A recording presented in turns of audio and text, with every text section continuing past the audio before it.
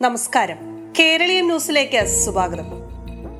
സുകുമാരക്കുറുപ്പിന്റെ ഇരട്ട പ്രണയവും പ്രണയിനി ലൈലയ്ക്കായി വണ്ടാനത്ത് പകുതി പൂർത്തിയായ താജ്മഹലും സരസു വിവാഹവും തിരുവനന്തപുരത്ത് വിമാനമിറങ്ങി ഷോറൂമിൽ പോയി പുതിയ കാറ് വാങ്ങി കുട്ടിയെയും ഭാര്യയെയും കൂട്ടി അച്ഛന് സർപ്രൈസും മനോവേദനയും നൽകിയ കഥകൾക്ക് ശേഷം ഗുരുവായൂരപ്പൻ എന്ന 7 വയസ്സുകാരൻ ബാലനെ എടുത്തു വളർത്തിയ കഥ കൂടി ഞങ്ങളിവിടെ പറയുകയാണ്.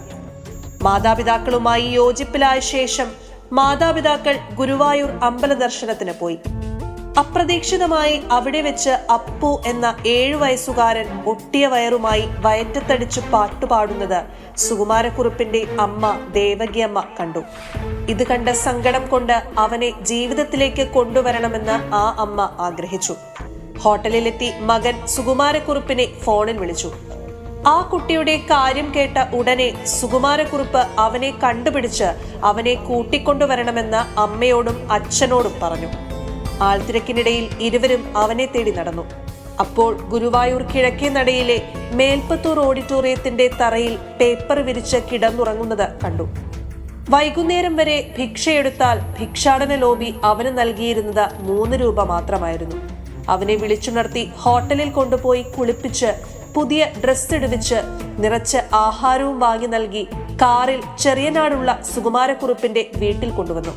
ഗുരുവായൂരിൽ നിന്നും കിട്ടിയതിനാൽ അവന് ഗുരുവായൂരപ്പൻ എന്ന പേരും ആ അമ്മ നൽകി.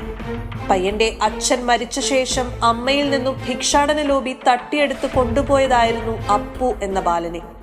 ഭിക്ഷാടന ലോബി അവനെ തേടി ചെറിയനാടെത്തിയത് അറിഞ്ഞയുടൻ സുകുമാരക്കുറുപ്പ് പയ്യനുള്ള വിസ റെഡിയാക്കി ഫ്ലൈറ്റിലെത്തി അവനെയും കൊണ്ട് അബുദാബിയിലേക്ക് പറന്നു. അബുദാബിയിലെ ഫ്ളാറ്റിൽ സ്വന്തം മക്കളോടൊപ്പം അവനെ വളർത്തി.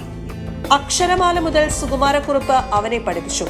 ഒരു ദിവസം തലമുടി വെട്ടാനായി സുകുമാരക്കുറുപ്പിന്റെ മക്കളെയും അവനെയും കൂട്ടി അബുദാബിയിലെ ബാർബർ ഷോപ്പിൽ എത്തിയപ്പോൾ അവിടെ പുതിയതായി ജോലിക്കെത്തിയ വടക്കാഞ്ചേരിക്കാരൻ ജോലിക്കാരൻ പയ്യനെ തിരിച്ചറിഞ്ഞു. അവിടെയാണ് കഥയിലെ ടേണിംഗ് പോയിന്റ്. അതോടെ വടക്കാഞ്ചേരിയിലെ കൃത്യമായ സ്ഥലം മനസ്സിലാക്കിയ സുകുമാരക്കുറുപ്പ് അവനെയും കൊണ്ട് ഫ്ലൈറ്റിൽ കേരളത്തിൽ തിരിച്ചെത്തി വടക്കാഞ്ചേരിയിലേക്ക് കൊണ്ടുപോയി. അവന്റെ അമ്മ പാടത്ത് ഞാറു നടുകയായിരുന്നു എന്നറിഞ്ഞ് അവിടെ കാറ് നിർത്തി പാടത്തിന്റെ സമീപമെത്തി കൈകാട്ടി ആളുകളെ വിളിച്ചു. അവന്റെ ഫോട്ടോ കാണിച്ചതോടെ നിലവിളിച്ചുകൊണ്ട് ഒരു അമ്മ കാൽക്കൽ വീണ് കരഞ്ഞു.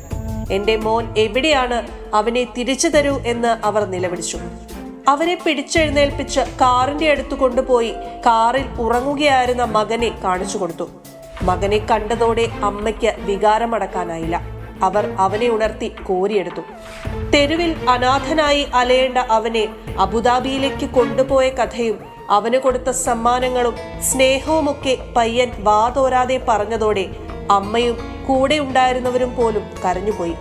മകനെ കണ്ടെത്താൻ ഒരുപാട് ശ്രമിച്ചു, നടന്നില്ല. എന്നെങ്കിലും മകനെ കണ്ടെത്തുമെന്ന് എനിക്ക് വിശ്വാസമുണ്ടായിരുന്നില്ല. എന്നാൽ ഇന്നെനിക്ക് അങ്ങ് ദൈവമാണ്. ഇതാണ് ആ അമ്മ പറഞ്ഞത്. അതിനുശേഷം വടക്കാഞ്ചേരിയിൽ നിന്നും അമ്മയും മകനും ബന്ധുക്കളും പനയോല കൊണ്ടുണ്ടാക്കിയ കുട്ടകൾ നിറച്ച പലഹാരങ്ങളുമായി ചെറിയനാടെത്തി സുകുമാരക്കുറുപ്പിനെ കണ്ടു. പിന്നീട് എല്ലാ മാസവും അവന്റെ വിദ്യാഭ്യാസത്തിന് വേണ്ടുന്ന പണം സുകുമാരക്കുറുപ്പ് ചാക്കോവധം വരെ അയച്ചു കൊടുത്തിരുന്നു. ഇതാണ് അപ്പു എന്ന ഗുരുവായൂരപ്പന്റെ കഥ. പെട്ടെന്ന് ധനികനാകാനും ലോകം വെട്ടിപ്പിടിക്കാനുമുള്ള സുകുമാരക്കുറുപ്പിന്റെ ആരും പറയാത്ത കഥകളുമായി കേരളീയത്തിന്റെ അന്വേഷണം നാളെയും തുടരും. News desk Keraleeyam.